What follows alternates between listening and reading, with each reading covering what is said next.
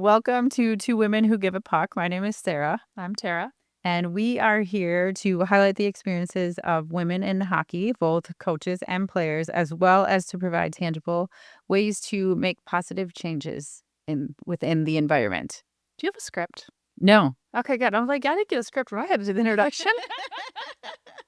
I've just thought of it so many times. Gotcha. It's pressure to Your remember. brain's Pressure to remember words because words are hard. yeah, words are hard. I'm doing a podcast. So, Perfect. yes. I'll Sorry, give you the script next time. What are we talking about today? All right. So today, again, it's just myself and Tera. And what I wanted to do is really highlight what females, maybe not female hockey players or former hockey players, but what female coaches can provide in the environment of hockey and coaching. Did that make sense? Speaking of words. Do you want to say that in a better way? I do. Okay, good. Well, so non-hockey player, women without a background in playing hockey, how can they get involved in coaching and why it's important that we have people that maybe haven't played before? And it doesn't have to be just moms. It can be aunts. It can be community members. It can be someone who just loves watching it and wants to try coaching. There's a space for everyone, but just talking about the importance of any female coach and all the ways that you can get involved without necessarily having to know X's and O's. Right. And how you can provide value. So really highlighting that there's so much more to coaching than the X's and O's. And so if you didn't play before, and that's a big barrier for a lot of the moms because very few moms have played the sport of hockey. So it's a lot harder to jump into coaching when you haven't played because you don't feel like you have anything to provide, anything of value to provide to those kids. However, once you get into coaching, you realize just how much of coaching has absolutely nothing to do with hockey. Yeah, hockey, like defensive zone or offensive zone or forechecking or any of those strategies. There's so much more involved in coaching. And so that's what I really wanted to highlight is all of those other pieces that are involved in coaching and how any female, specifically we were talking about females, but again, anyone for anyone, yep, who is interested in coaching and really highlighting these pieces, like if you can see yourself providing this value or doing this thing, you can jump in and coach. Yeah. And I also want to say the last couple episodes and whenever we've talked about the challenges we've had, the things you get out of coaching are greater than the challenges. So even though, yes, there's challenges and there'll be disappointments and frustrations and all these things, the benefits outweigh that. And so don't be discouraged by some of the stuff we've said, but know that that's part of the game. Right. Yep. Well, and I think the proof that there's so much more to it and so many more positive aspects to it and benefits to it, like the proof is that we're still here coaching, even when we have all these other obstacles to deal with.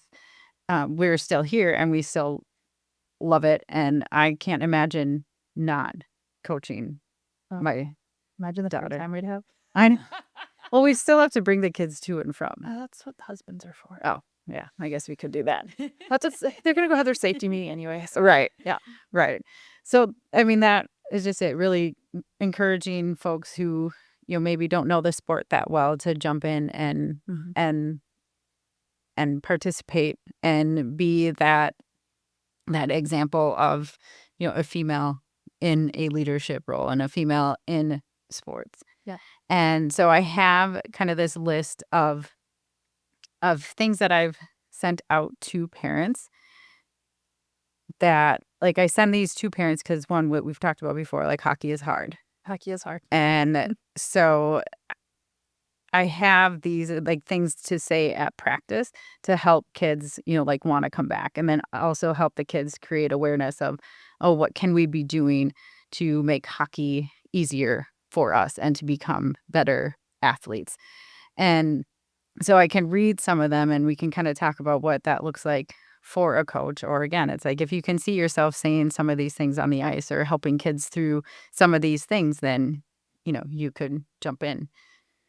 and become a coach. Exactly. So some of these things a lot have to do with falling, especially when a kid is first starting. And so one thing I encourage parents to say is, like, that was great when you fell down and you got right back up. Like, falling down can be tough. You figured it out and didn't let it stop you.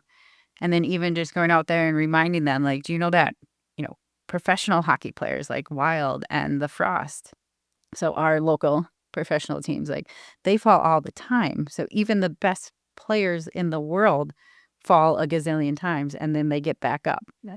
So it's really like, can you help them understand kind of how to overcome adversity out?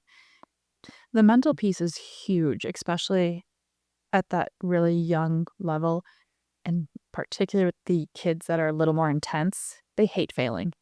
Yeah. Or when they do fail, they take it more personally, or they, like my son, can be explosive at times. But they need someone to help them regulate their emotions sometimes. They need someone to encourage them. They need someone to say, "That's all right. It happens to everybody." Um, and you don't have to be skilled in hockey to do it. You don't have to know much about hockey to do that. You just need choose to be there and be supportive. Yeah. You Yep. just need to be aware and be watching and, see a kid fall down and you can kind of tell, like, how they had a tough time with that, or they're struggling with getting back up, or the tears are coming on, and being able to, pull that player aside and reassure them. Like, that's a huge part of hockey, is just reassuring them. Yep. And that mindset, because hockey is incredibly hard. Another thing is, calling out, like, how that drill looked really tough for you when you first tried it. But by the end, you were doing so much better. It was amazing how much better you got during that short time. So validating that, like, the first time they do things, or some of those drills, like, they're meant to be hard. Like, as coaches, we learn, like, if you're not challenging them, they're not growing. So they're going to continuously be challenged over and over again. And that's going to be hard. When also, just, you're right, validating that you did the hard thing. Like, that's awesome. You did the hard thing, because as the coach that's more focused on, like, the technical skills, or like, are they going through the drill in a way that they're learning the skill that they're supposed to be learning, or, and the kind of a holistic overview of everybody. You're not watching one kid go through the drill. And so it's hard to see one kid do it and be like, oh my gosh, they got it. Because you're focused on everything else. You're focused on hurting all the cats, if you will, especially at the younger ages. Right. And so having coaches there that are truly just watching the players and helping the players and supporting them as they go through the drills, and recognizing, like, hey, you did it. Like, that's important to have on the ice as well. Right. And making sure they are doing the drills the way that they're meant to be, because Stop talking and right. Hey, let's Or just go. like actually skate around the cones. Like, if we're racing each other, like, Yep. make sure you're actually skating around the cones. Like, there's a purpose for how the cones are out there, or whatever the obstacle is. Like, there's a purpose for that. And making sure that they're going through that and not just skating a straight line because they want to win the race. Like, that is incredibly valuable. I know for me to have coaches who are being aware of, like, okay, they're doing the drill the way that they're meant to be doing. Like, they're meant to be going around these cones and then dive under the stick or jump over the bumper. And that, again, doesn't take any hockey skill. It just takes, like, that understanding of, okay, this drill, we need to do X, Y, and Z. skills. Yep. And that's, I always say, like, sometimes I feel like I'm a cybersecurity expert when I am coaching, because you draw up a drill and you have to try and think of, okay, how are these kids going to try and cheat this drill? What are they going to misunderstand? Right. Where are they going to get lost? Or, like, if we don't have enough bumpers out and it's meant to be a small area. How many pucks are we going to lose the other end of the ice? Right. Or are the kids they're meant to be, battling one-on-one in the corner, but because it's easier to just skate around when you're the faster player and the other player can't catch you, so they can't steal the puck. So I'm now going to try and cheat the system and skate around. And so that's a huge, like, way that coaches can help and interact with the kids and just be that barrier, or that voice, like, no, this is how the drill is going to go. Younger ages, having someone out there to say, sticks, that's not how we use hockey sticks. We don't hit each other in the head with the helmets, or we don't hit each other's blades to try and get them to fall down. So if you can notice a child who is using his hockey stick or her hockey stick inappropriately and be It's the that girls just as much as the boys. oh, it is. And I didn't like that was a big like there's certain things that there's a lot of gray in my life. Yeah. And then there's certain things in hockey where it's like black and white. Like, no, we do like Yeah. we are not going to stand in line and poke each other with our sticks or hit each other on the helmet. So like I had my teams pretty well trained, and whenever other teams would come in and they'd be standing in line and they'd be doing these things, it's like, okay, I appreciate the training that like we have done with our team. But then that's also kind of I wonder why the other coaches out there aren't kind of jumping in. So if you can be aware of like how kids are interacting and kind of using their sticks in line, like you could be a valuable asset on the Well, ice as well. and speaking of being in line, the coaches set the tone for how the kids interact with each other and how they interact as a team. And when one of the coaches out there showing players how to do the drill and talking them through it and like doing the actual nitty gritty running of the drill, it's really helpful to have other coaches that are kind of hanging back with the kids and listening to the language that's being used. Are they being supportive of their teammates? Are they saying, "Oh, you missed that, haha," or "That was a crappy pass"? Or there's so many kids are just kind of just as little human beings that are learning how to go through the world. They're programmed to not be very kind to each other. And so if you have a coach that's able to say, "Hey, that's not what we're going to say today." Right. No. Tell them they did a good job. Give them a high five, whatever it might be. Like force them to have positive interactions, or not even positive, but just kind interactions with each other or supportive interactions with each other. There's always room for somebody on the ice to do that. And you don't need to know anything about hockey. Right. But also enforce the team rules. Like we're not using our hockey stick as a baseball bat. We are not throwing it like a javelin. Like, yeah, that has to be said. yeah, which is crazy. But there's so much space for people that have the ability to do that. And I will say, just anecdotally, I think that when it's a female saying those things, it comes across a little different than when a male does it. And not to say that males can't do it. I think it's important to hear that from both males and females. But it maybe is like, oh, or if my mom is saying this, or if John's mom is saying this, I can't tick her up. Like it's somebody's mom.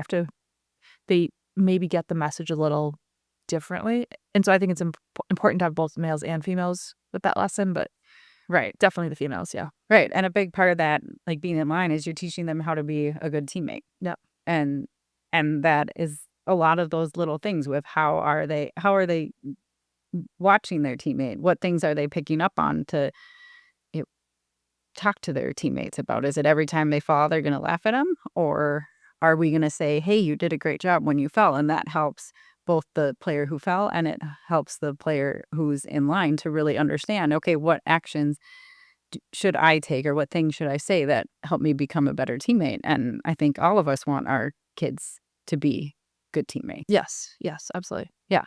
And so that's another way, like, if you don't have to be that coach who's out there doing the skills and showing the skills.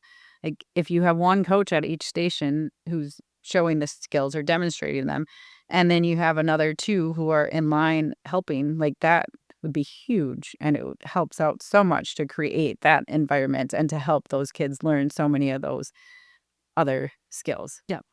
Another one, like being a cybersecurity expert, always having to be one step ahead of the children, is making sure that they like stop on the line. Like if we're going to the blue line, like, all right, let's stop there. So it's really, they are Hold them accountable. Yep. Yes, holding them accountable. And because they really are very good at cheating the system. Yep. All players, like the girls' side, the boys' side, like everywhere, it shocks me sometimes the things they come up with. It's like, I did not anticipate that I would have to like tell them, no, you can't do it that way. So a huge part of helping the kids become better hockey players is just watching, observing the drill is supposed to happen this way, and they're supposed to skate to the blue line and stop before the next player in line can go. Just holding them accountable to those things is something that, I mean, can you stand on a blue line and call the players out or tell the players that they can't go because their teammate in front of them is not on that blue line? Right. So it's like that doesn't take any hockey skills, but it's incredibly valuable. So many things that you learn as an athlete are all those life skills, like dealing with adversity, being a good teammate, being held accountable. Playing within the rules. Yep. Yep. Yeah. And sometimes the rules are, coach said I have to do this in this drill. Like, Yeah. the rules of the game, you have to learn to play with discipline. That starts in practice. Right. And that doesn't need to come from anyone with any hockey skill. Right. Right. Yeah. Yeah. So there are just so many ways that a coach or a female coach can provide value on the ice, at practice, on the bench, in the locker rooms that don't have anything to do with. Yeah. And for the younger players, the other nice thing that's about being a new coach, someone that's not familiar with hockey, is there's so much emphasis on developing skating skills. You can learn with them. I mean, these little kids want someone doing the drills with them and helping them make sure they go in the right direction and they're going around the circles the right way or that they're moving their feet the right way. You as a mom or a dad, if you're learning, go out there and do it with them. You will become a good skater just by practicing with them. So it might be intimidating the first few weeks, but go out there and just start. Right. Well, in every practice, every year, you're going to get better and you're going to learn more, especially if you're starting out with your 4, 5, and 6-year-old. Like, they don't need to know what a forecheck is. Yeah. They don't need to know, even at that point, they don't even need to know what a forward does versus a defender versus, I mean, a goalie is pretty obvious. They mostly know.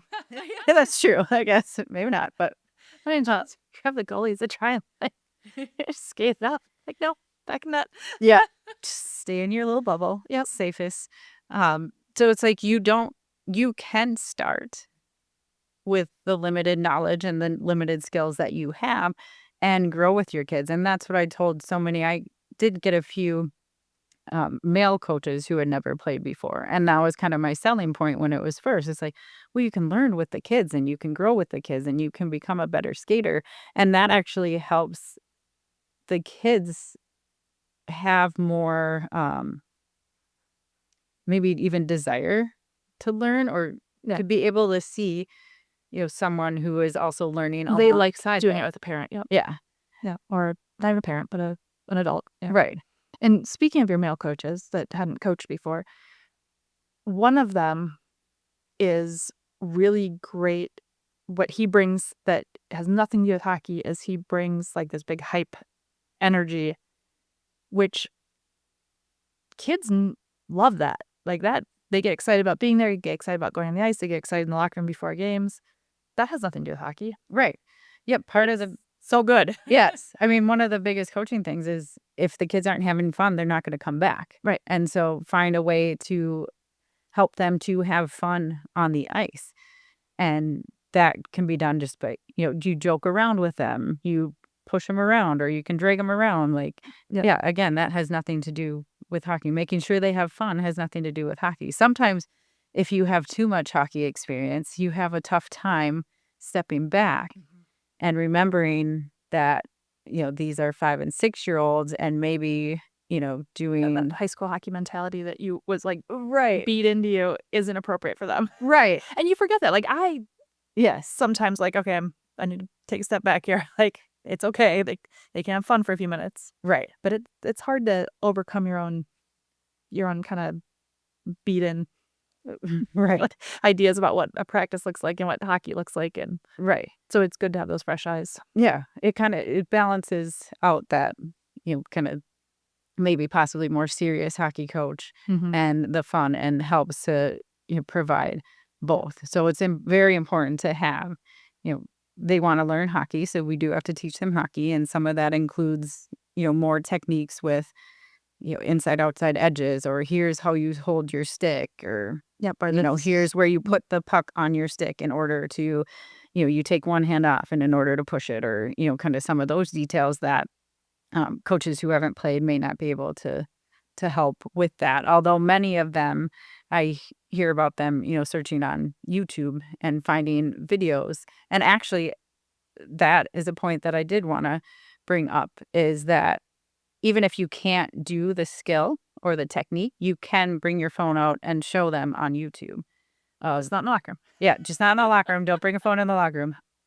And I've even done that. Yeah. Like, I was showing a player, how to have a better, like, shooting form. And so I pulled up a quick video where it's like, okay, can you see the difference here? And I actually took a video of her too, Yeah. to kind of show the difference. So you can, pull those pieces up on YouTube, and you don't actually personally, physically have to know how to do that skill. Well, and piggybacking off that, we as kind of seasoned hockey people, we kind of get it.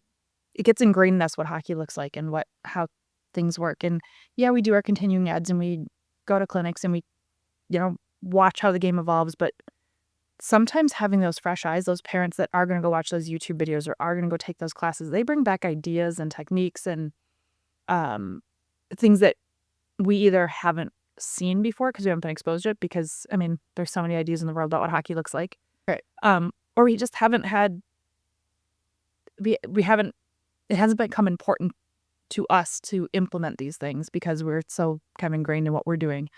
And so having those fresh ideas is really helpful. Like I had a parent that had never played hockey really and wanted to be the goalie coach and went out and learned everything they could about what appropriate goalie training looks like for a 10-year-old. And they were great at it. But I had my ideas of what coaching a goalie looks like. And yeah, they're probably antiquated. And I know, Right. like, my passion doesn't come from coaching goalies. Like, I love goalies. They're Something else. There's something else. I like, they're some of my favorites because I love their quirky. I mean, you have to be quirky to be a goalie. Yeah. But I don't. I'm more of a big picture person, so focusing on one position is hard for me, and so I don't love it. And so I probably wouldn't have been. I know I'm not a great goalie coach, but having someone brand new come in with new ideas and willing to put in the research because they want to learn too, that was huge for us. And so there's always space for somebody like that. Right. And you don't have to know anything about being a goalie. You can learn it right along with the goalies, or a forward, or a defense, or maybe your thing is you're passionate about fitness and you want to teach dry land. Right. You want to lead dry land for the team. Great. I don't. I Right. will. But it's not my favorite. Yeah. And as a head coach, it's like any assistant who raises their hand and says, I want to own that part. Like, I want to own dry land, or I want to own goalies. Like, thank you. Yes. Like, yes, please. Because there's so many different areas. Like, even if you just think of the players, like, all right, forwards, D, goalie, that's 3 different like positions and kind of mindsets that head coaches have to, like, all right, are we getting all of those aspects and teaching all of the skills that each of these players needs to know in order to be successful? And so if you have someone who's like, I love defense and I want to learn about it and I want to own one station at every practice, that, Fine, you got it. yes, You pick a small area game that teaches defensive skills. You got this. yes, Yep. Take it off my plate. yeah. So there's so many spaces where, a non-hockey player or someone experienced in actually playing hockey can jump in and get involved. Yes. And the more the merrier. Well, the more the merrier. And the kids, the kids are going to be less judgmental than some of maybe the adults. The kids don't care. The kids are just happy that you were there. Right. And they're happy that you're trying, and they're happy that, you're engaging with them. And you're listening to their joke or whatever happened to them at school. You are listening to them and you're hearing them and you're helping them. You're helping to retie their skates. Like, if you can retie skates, like, that's a big thing at the younger ages. My feet hurt. All right, I can take you to the bench and help you through that and retie your skates. Like, yes, they're just happy to have someone there who is willing to support them and listen to them and help them get better and have fun. Yep. And my comment to any parent that isn't helping coach, don't ever judge someone for stepping up and saying, I'm gonna try it. Right. Because I, as a coach, and I think this is true for any head coach that I've ever met, they are willing to help you as a player and as another coach. Mhm. They want their team to be better, and if that means making people around them better, they're going to do that. And they're not going to look at you and say, why are you on the ice? That is not going to happen. They're going to be happy you're there, and they're going to be happy you're taking things off their plate. They're going to be happy that you're stepping up. So don't let that be a Right. deterrent either. Right. I've never heard that from another coach. But it wouldn't surprise me if parents mentioned it to some of those coaches who never played before. So that is really the big. Do you have anything else? No, I think we hit the big ones. And I will say I have worked with a lot of coaches, and both as head coach and an assistant coach, and just being in parallel places in their universe. And there is nothing that a new person to hockey can't bring to the game for the kids in terms of, I mean, maybe not the actual like physical skills and some game knowledge, but in terms of becoming a competitor, in terms of, your work ethic, in terms of attitude, in terms of sportsmanship, and being a good teammate, and, being a good citizen. Like, we need someone to make sure that all the tape is picked up in the locker room. Those kids have to learn this stuff. Yes. They have to learn how to talk to a referee. There's Not nothing talk to a referee. Yeah, there is nothing you can't do. And it's important that we have different people of different backgrounds, because the more diverse we are, the better we are on the ice. Whether it's, someone who's never played hockey before, or somebody that has played 100 years. Well, maybe not 100. That might be a little challenging, but It might happen. it might happen Maybe somewhere.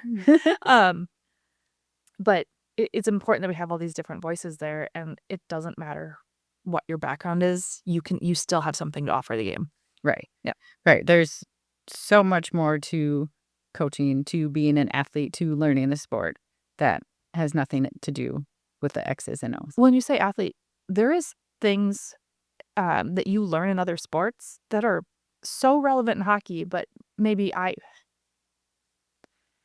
talking about basketball again.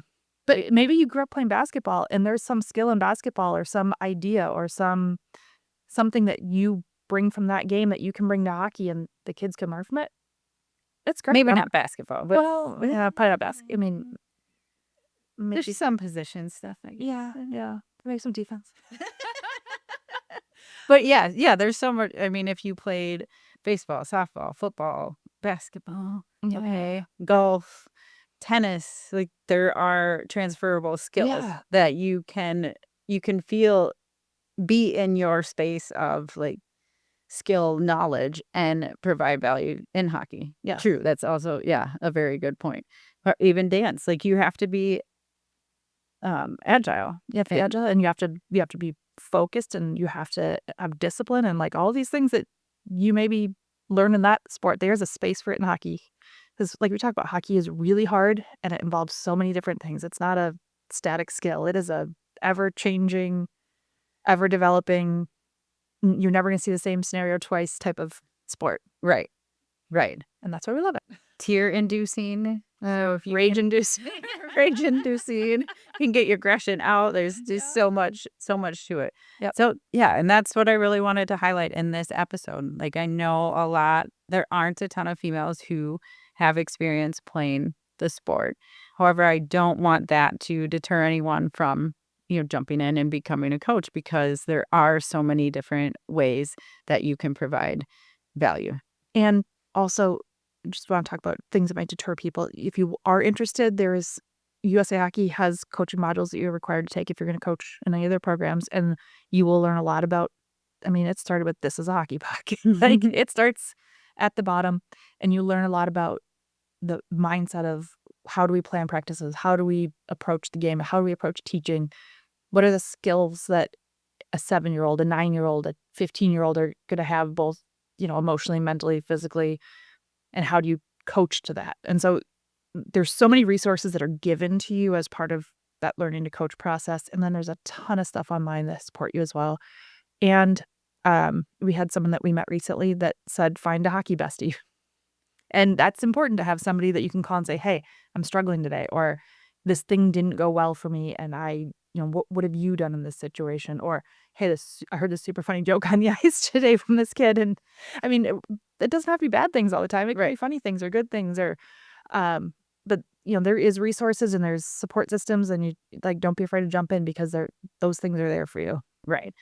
And I don't think any coach out there, every hockey coach knows how much it takes to become a hockey coach. So USA Hockey requires a lot of education, which I enjoy because I enjoy learning.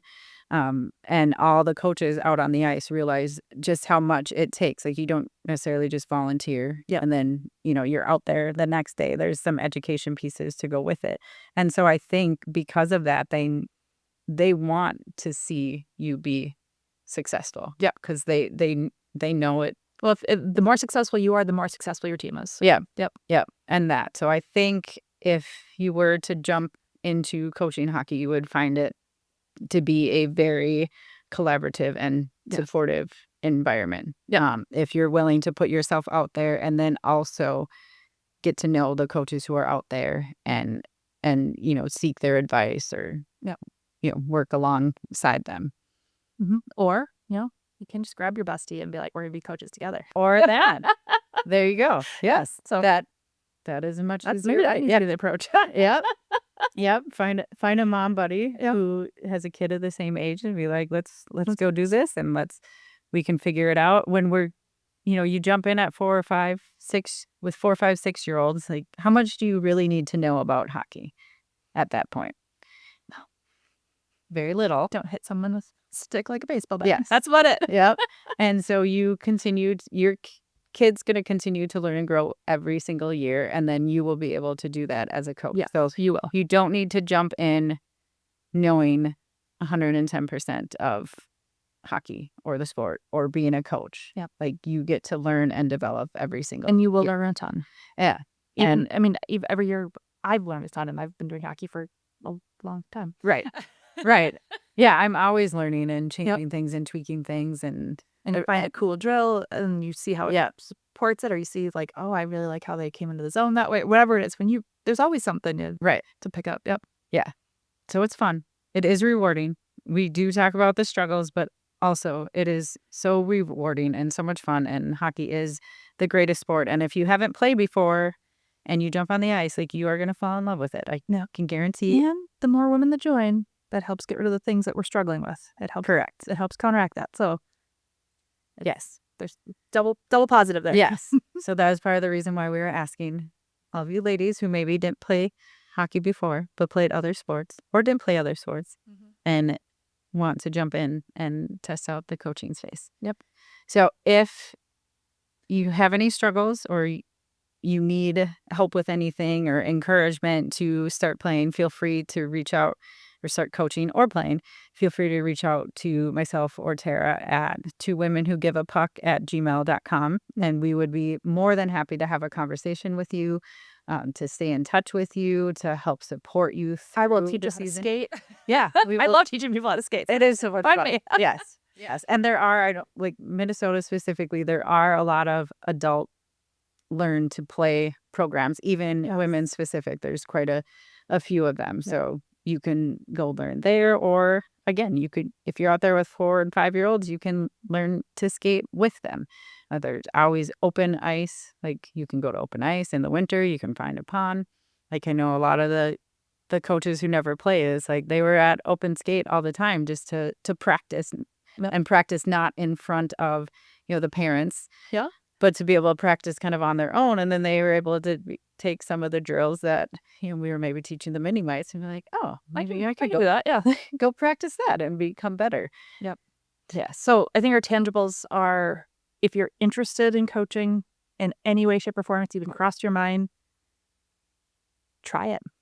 And then the other tangible is, if you know somebody that you think would be a great coach, ask them, because women are less likely to do something if they're uncomfortable with or unfamiliar with if they haven't been asked.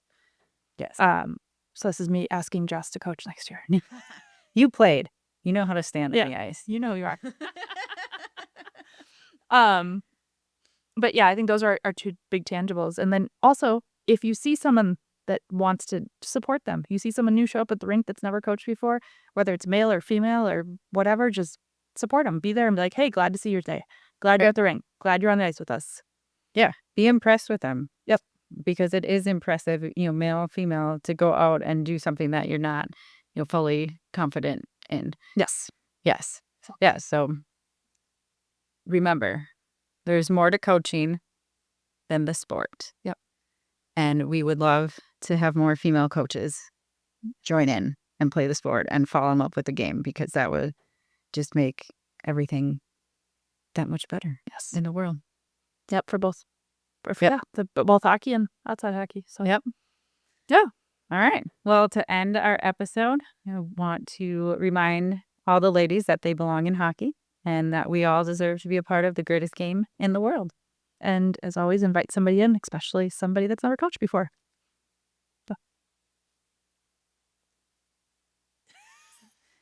The awkward. I know.